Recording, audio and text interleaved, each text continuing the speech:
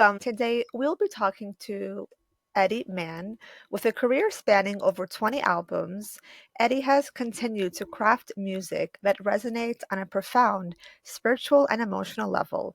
Known for blending his Philly roots with cultural and spiritual traditions, Mann's music has earned global recognition, including number one hits on the UK iTunes Christian chart, number one Cashbox magazine Americana, and Christian airplay songs, and a top 10 Christian music weekly radio hit with The Consequence.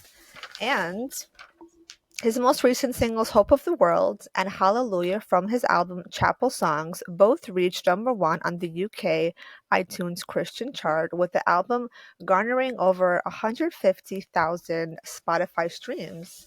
That's very, very impressive. As a Voices of Gospel Music Awards nominee, Mann continues to inspire audiences with his storytelling and timeless melodies. What a beautiful journey of song and songwriting and music. Thank you so much for joining us.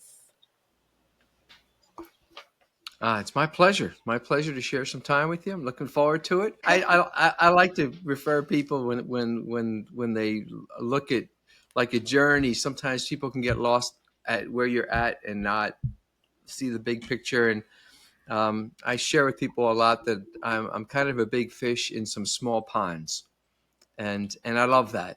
I love that I'm blessed to do that.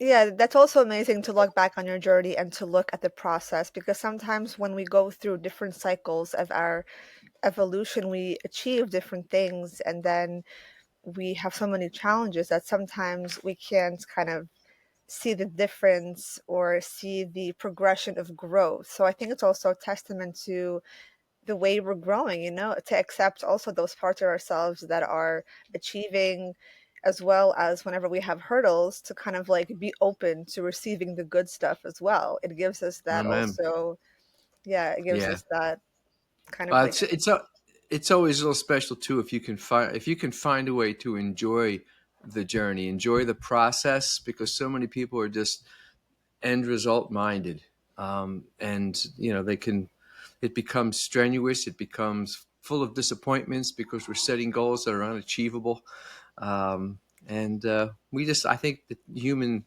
element normally tends to make the journey more difficult than it need be. If that makes sense. yes.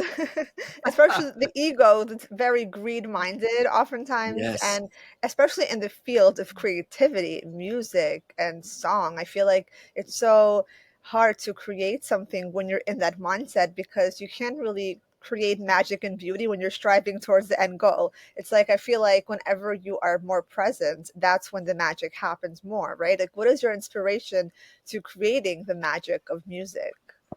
Yeah, I've always been an optimist at heart, all my life, and I never imagined I'd be sitting where I am today having this conversation. Never, ever. That was not my goal. I found a passion with music that turned a really extremely shy boy into someone who had a voice. When I was younger, I would have rather gone to the dentist than to read in class. I mean, it was that bad. It was that bad. But I put a guitar around my neck and I found a voice. I don't know where the confidence came from because I couldn't play a lick in the beginning. Oh. But for whatever reason, I found this freedom. And over the years, I've been fortunate that I've been able to experience a lot of different cultures, different places, different lifestyles, and been able to speak to people I never thought I would. And I don't have a lot of times I don't have any rhyme or reason other than the fact that I do work really hard at what I have, the gifts that I have, and I think I'm pretty honest about what I can't do. So that I did coach in my past, and if you have unachievable goals, as I said earlier, you're setting yourself up to fail. So I prefer to be successful and set up these goals, these steps that keep me moving forward on a journey, not just standing still and repeating myself as a creative. That's never any good either. And I'm a man of faith. faith is the driving force, because if I were to rely on my own cleverness, it just wouldn't be very good. Uh, there's a limitation to that, and along the way too, along the journey. That's it, no matter no matter what journey you're on, there are hills and valleys, and some of those valleys can get pretty deep. And I'm not. I certainly have spent an enormous time in my youth trying to solve those problems myself, and coming to grips with the idea that there had to be something other than just what I could think of, because I couldn't embrace the issue, the problem. Um, and even today, if I turn on the news when I get up, I can't embrace what's going on in our world. It just doesn't make sense to me. There has to be something bigger. So for me, personally, it was a journey of faith, and it wasn't one that was just stamped at birth. It was a journey. Um, but I found a place where everything just, it was a calm, and I was able to create, and I was able to realize that not everybody was going to love what I created, and that was okay. It wasn't for everyone to love. It was for the people that needed to hear it, the people that needed to see it.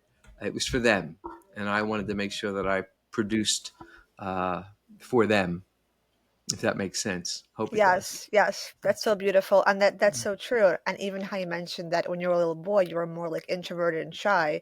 I think like what a beautiful gift for kids that are shy and that kind of don't feel comfortable standing out in the crowd and being loud, and to kind of like become more in tune with their gifts. It's so beautiful. Yes. A lot of my podcast episodes are about like fine tuning your spiritual gifts and connecting to your spiritual essence, and this is a huge part of why it's important. It's like you're able to connect part of your authenticity, your talent, your gifts, and with that, you can create so many amazing things. And like you mentioned, having that faith and being like a vessel, being a channeler of the divine, being a messenger and having messages to share to people. I feel like that's a really great gift. And we have to be kind of like quiet enough in our ego to listen to Mhm. those things sometimes, right? Like to Yeah, be that's able to accept that. absolutely, absolutely. I had a short season as an educator, and I had the time to work with K through 12th graders, in a creative sense, both musically and in art. And I was constantly telling these children that I'm not trying to make you an artist, I'm not trying to make you a musician, but I do want to stimulate the part of your mind that helps you create new things, because whatever you do in life, you always want to be creating new ways to do it, better ways to do it. Um, and yeah, and from a divine point of view, there's a reason for me to get up every day. There's a reason for me to get into the studio and make something, produce something, even if it's just for one person that needs to see or hear it. And that's a win. And that simplifies everything, as opposed to the world I was living in, which was all about dollars and cents and charts. And as soon as I forgot about charts, songs were becoming more popular in places that I've never been. Why I'm popular in Europe at certain cities and places, I'll never know. I've never set foot there. I'd like to, but that hasn't been my journey as of yet. And but we live in a world today where that doesn't matter. You don't need to be there for people to be gifted with what you have to offer. Yeah, I think it's so amazing how like you mentioned, yeah, we never know what our work, who our work will touch. It's so beautiful and it's so unpredictable. So I think like it's also like a testament to our ability to trust the process and embrace the Mm. unknown and the unseen, because we don't know the final result. We don't know what's going to happen. Even on a general basis, we're such like control freaks and we want to micromanage every part of our life, whether that is sometimes creative So or not. true.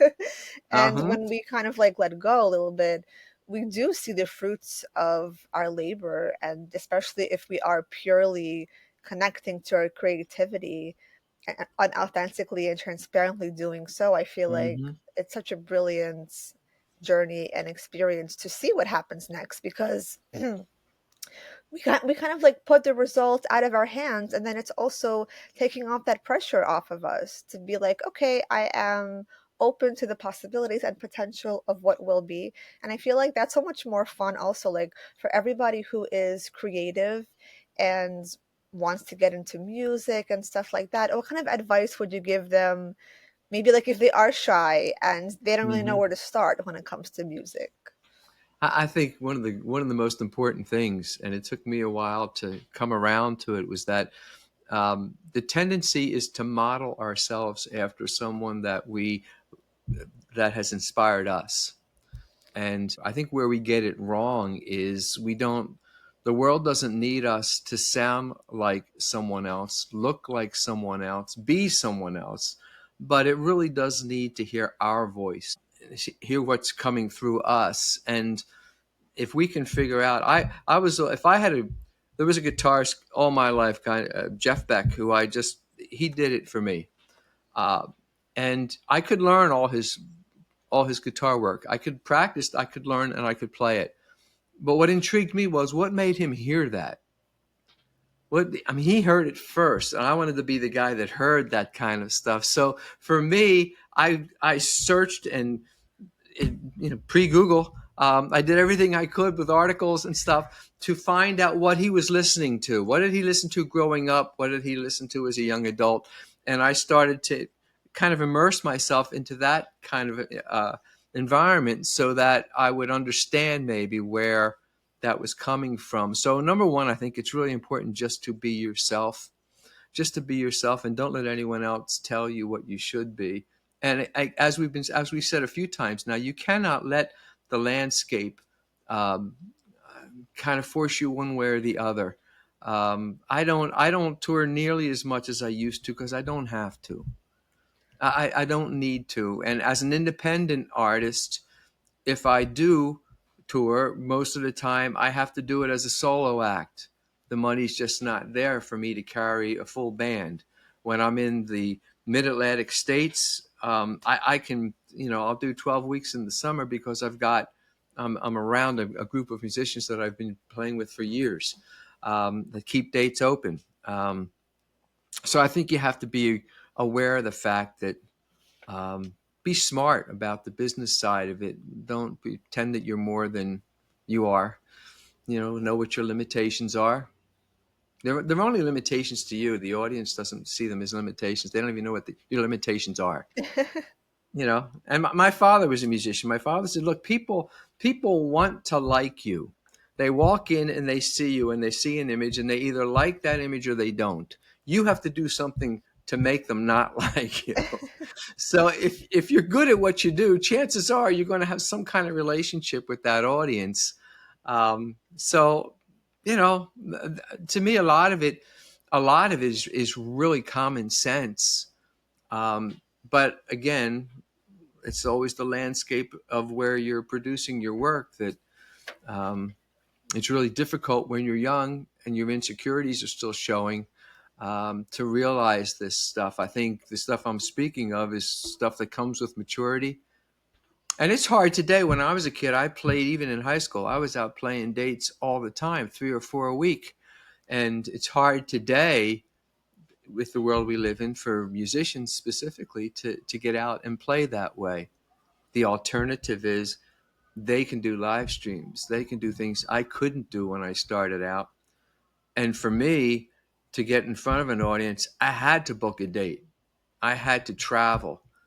To do an interview like this, I might have to travel 2 hours to get to the radio station Wow, to yeah. do a 15, 20-minute spot where today it's not cost effective. And as we age, time is the most valuable thing I have.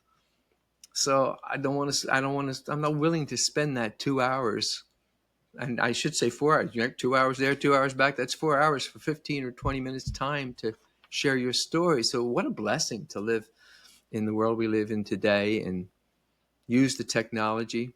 Try to figure out how to make technology work for you because you can't fight it.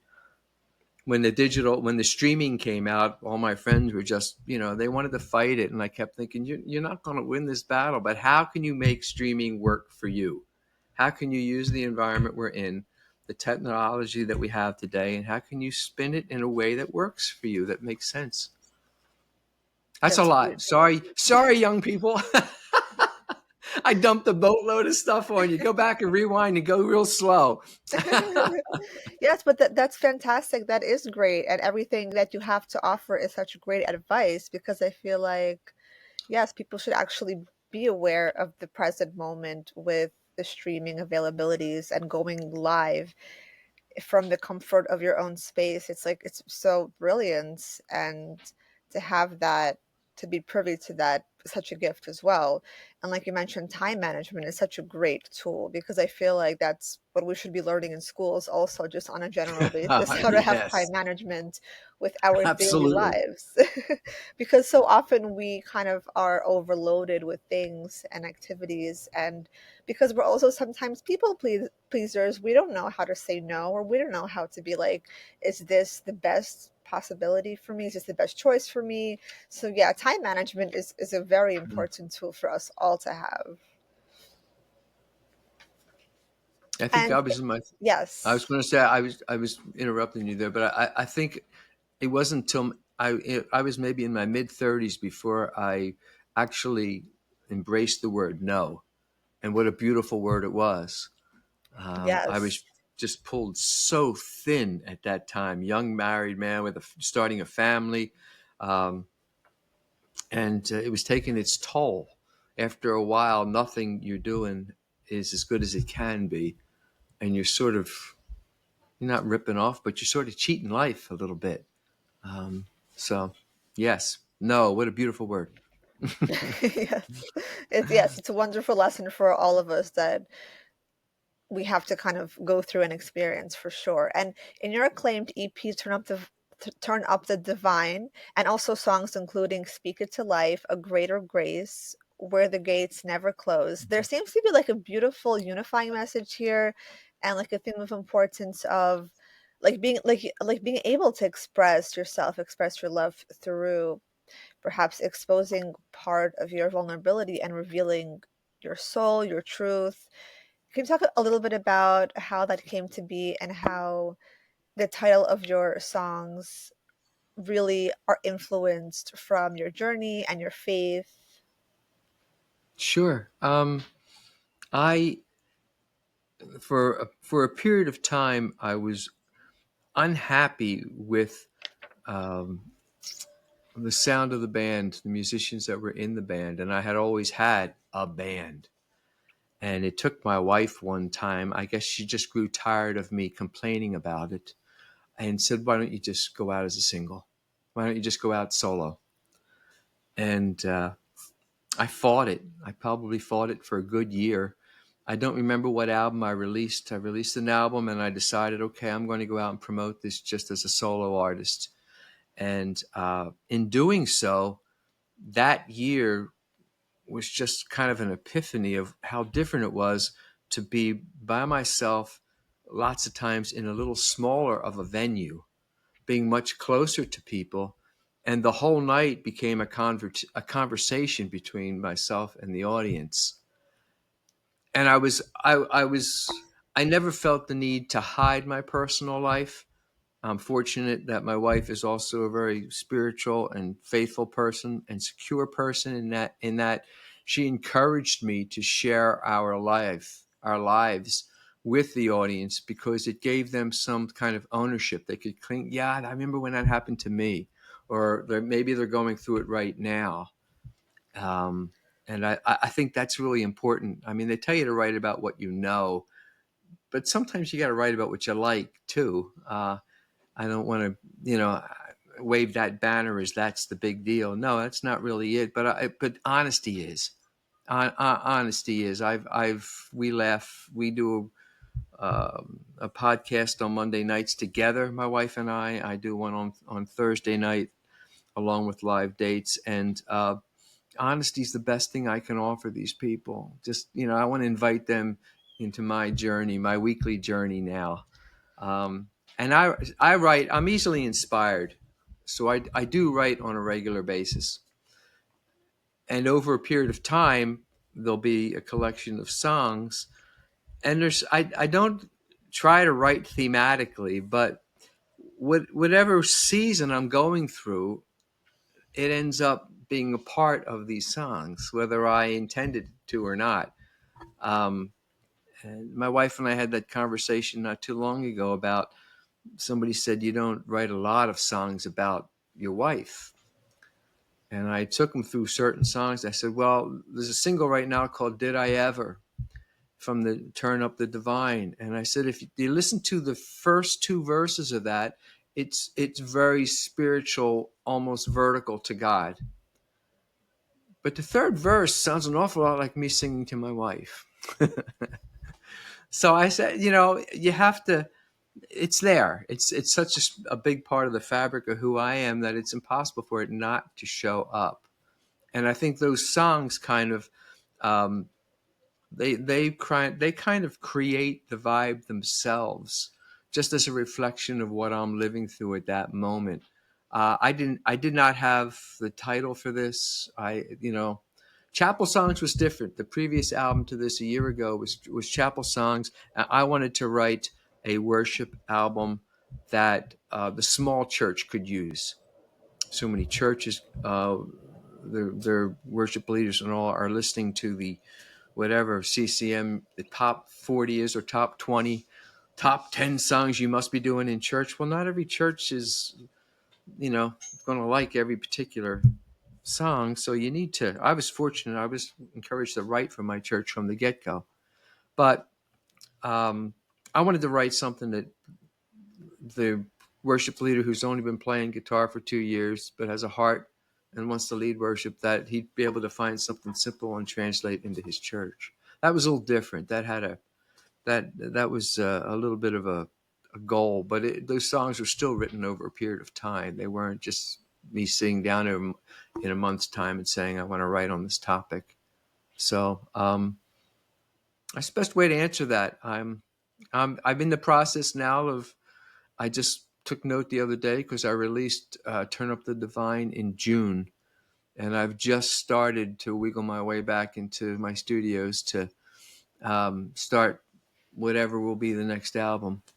It's hard to grasp the 20 plus releases. That's a lot.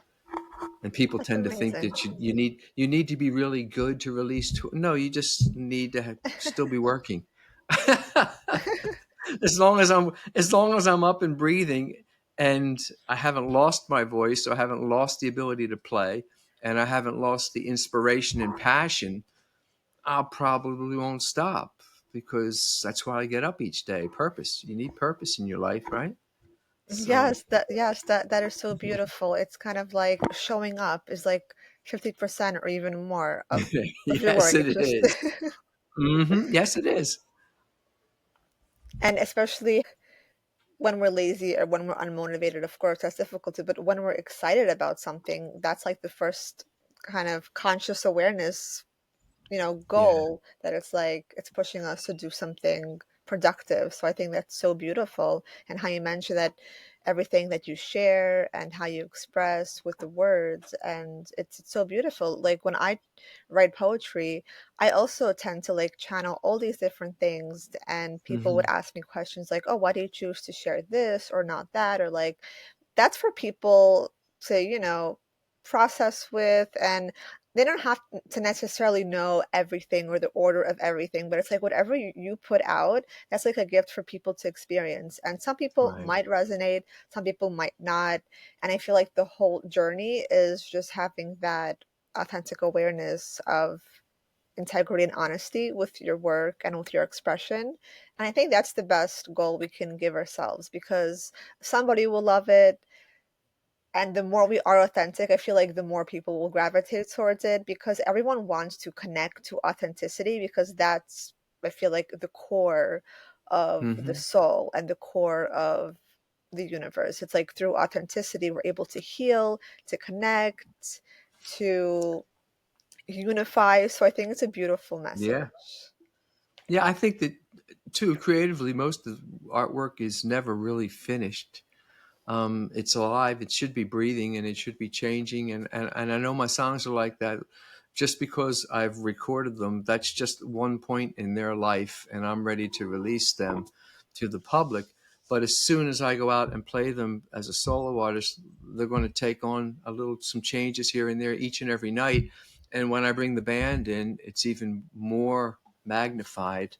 Um, I had a not that long ago. I had a very sweet fan tell me that they were at a show, and this particular song, "You Make Me Feel." They said it was really not. I was singing along, but you sang the second verse wrong, and and I said I sang it wrong, and they said, "Yeah, you didn't sing the words right."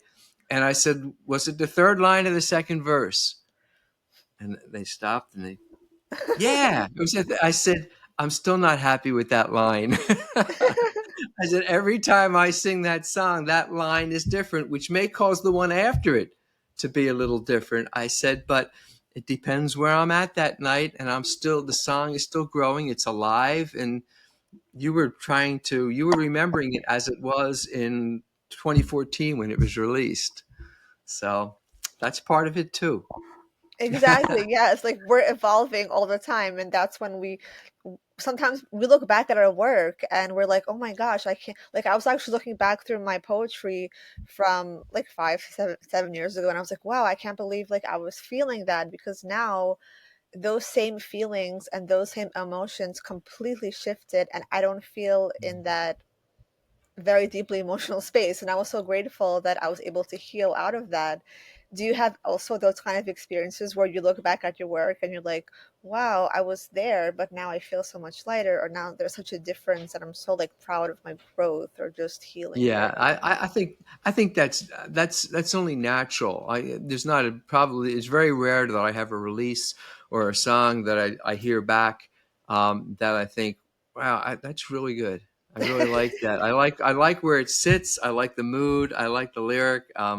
That's really rare. And now my catalog has gotten large enough that there are songs that have fallen into the cracks that I forget about. The ones that I haven't that I don't regularly perform live and they're the sweetest ones when they pop up, and I think, man, I've got to put that in the set list for this summer when I go north. I just now do you perform your poetry? Do you go out and read it or not? I'm thinking about that, but I am a performer Mhm. as a ballet dancer. So I have my Yeah, I poetry on the side and I okay. do my ballet performances. I was just wondering now when you go out and do that whether it'll be whether there'll be some pieces that when you get to certain points you'll just branch off. You'll just go to a new place, to a different place.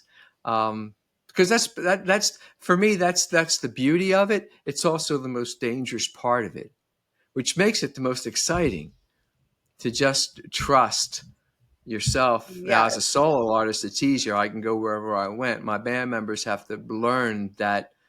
Okay, you know, I had a new bass player. I signed a new bass player on 2 years ago, and when he came to the first or second performance, he misplaced his set list somewhere, and he turned to the drummer and he said, "Do you have your set list?" He said, "I don't even bring it because he never plays what's on the set list." He said, "Don't worry about it." So, yeah, over time, they've had to adjust uh, to what a live performance was for me. And in a spiritual sense, it can't be the same. It's Right. just it's like saying a prayer, the same prayer, exactly the same every day at the same time. It kind of loses all its meaning. It loses all the energy in it. It's not alive anymore. It's just words on a paper at that point. And I think that's that's a tough place to get to. And I think again it's a product of the world being so abusive to people that there's always a critic online today somewhere on some social platform that's going to ride you and give you grief and tell you how bad you are, and you have to decide whether you're going to read it or not, and then you have to decide afterwards how valuable is their opinion. you Yes, know and we sometimes have to kind of like force ourselves not to become robotic because that's how sometimes we're not able to be in the flow because of the pressures externally. So I think that's also Mm, difficult because we are expected to like play a set, and that's when we have to kind of, I guess, realign ourselves to be like, okay, what do I feel comfortable singing or performing, and am I in the right headspace? So yeah, it's a whole mental. It connects also to the mental health of people who are performing, yeah, and to kind of to help. Yeah, they have to kind of be in that space of mental health, and if they're not there, that's why so many people who are artists go through like mental health issues yeah. because they prioritize everything for the fans and being on stage and it's such a rush, and it Hmm. is a beautiful experience, but if you're not able to kind of like regroup and prioritize that mental health, it's going to be hard to balance that. Yeah, I think it's hard for a lot of artists, depending on how they're blessed and how their career is going, and the expectations they have for themselves, whether again they're realistic or not, to understand how to, as I think I mentioned this earlier, to just really enjoy the moment and the process. You know, there's two people both sitting in different apartments somewhere writing, and one is just having the best day of his life. He's got a new idea, and I love that word flow. He's in the flow. He's writing. Time doesn't exist anymore when you're in the flow. It's just, you know, you look up and hours are going by, whereas the other one is sitting there getting depressed. He's got the same. He's got a new idea, but he's more depressed that his last record isn't selling, or his band's breaking up, and what's he going to do next? And he's totally not happy with it, and that exists. I think the negative one exists a whole lot more than the positive one. And I think Yes, that yes, again, as we exactly. said, I think from the very beginning you talked about, you know, the pressure that the world puts on us, and how the world, especially in the United States, especially in America, how we how we judge creativity, the award shows we have, and people just, you know, man, I've gotten some awards, and I usually struggle. I struggle with having to speak about them. I struggle with how to share a response to them, because I don't want to insult the people that like what I'm doing, who are appreciating it and want to gift me with this. But at the same time, when that's not why you do it, and it's not the measuring stick, um, it's hard to find a place for it. I want to. You know, it's there's a there's a Kindred Awards, and a group of people out of in New Jersey that have nominated for a couple things. They said, "Can you please fit it in your schedule, because they know I'm in that area? Could you be here? Could you play? Could you?" And I said, "Yes, yes, yes." But I know that I've got plenty of time. It's not till June. I've got plenty of time, because I usually don't do that. That's usually that beautiful word "no" pops up a lot, and I have some kind of conflict. But I know these people. I've known them for a long time, and I wanted to be a part of it. But I know where their heart's at. I know they want to give something back. Uh, but it's you know, it is what it is. It's a very fleshy type of thing, and when you feel yourself being driven spiritually, it it doesn't mean the same thing. I think I don't know how it's the word that it's something. Obviously, as I sit here now, it's something I'm grappling with, trying to figure it out. Yeah, I think it's part of the journey, and I feel like the more we become spiritual, sometimes we detach from different physical aspects of life, but also there's also a challenge there to also be appreciative and accepting of the physicality of Absolutely. life. So that intricate kind of integration is very delicate, and I feel like once we are spiritually like grounded and rooted in our knowing and in our truth, I feel like with that comes physical gifts as well, and we can be open to that, and we just don't have to be obsessed or like materialistic or greedy. Hmm. But I think it's like it's also part of this like fixed mindset versus growth mindset, like before you mentioned like the person who had the ideas but was all in their head. It's like you're either going to have a fixed mindset or a growth mindset, and with a fixed mindset you feel like you're kind of trapped or you're stuck in this limited perception. But with the growth Hmm. mindset, you're able to evolve and achieve more and have that abundance. And that's also Yeah. rooted in the idea of spiritual abundance. So that means like you're able to keep evolving through the layers, through the subconsciousness, and give more and be open to receive more as well. Yeah. I think you need that growth mindset to really appreciate those moments where you're in the flow more. I think 100%. it's much easier to reach that point um, if you have that kind of view, that kind of growth, that kind of mindset. I like that. I like that. I'll use that. Yes, perfect. Do you get to appreciate that as a dancer, or when you dance with a company? I guess if you dance with a company to a specific song, then you are kind of tied down to everybody else. Yes.